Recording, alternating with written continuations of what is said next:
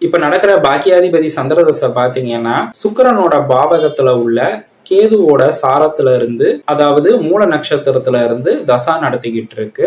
இந்த அமைப்பால இந்த சந்திர தசால இவர் சினி ஃபீல்டுல இன்னும் டெவலப் ஆகி வருவாரு.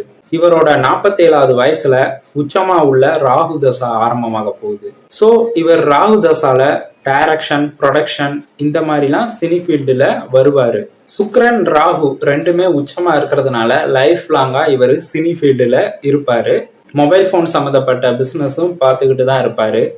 அது மட்டும் இல்லாம 3ல புதன் இருக்கிறதுனால ரைட்டிங்லயும் இவர் இருக்கதான் செய்வாரு. இவர் லக்னத்துக்கு ஆகாத மோசமான அஷ்டமாதிபதி புதன் தசா இவர் லைஃப்ல வராது. இவரோட லக்னத்துக்கு ஆகாத இன்னொரு கிரகம் சுக்கிரனும் பாத்தீங்கன்னா சின்ன வயசுல தசை நடத்தி முடிச்சிருச்சு.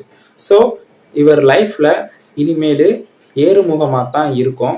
இந்த ஜாதகம் ஃபியூச்சர்ல சினி ஃபீல்டுல அச்சீவ் பண்ணக்கூடிய ஜாதகம்.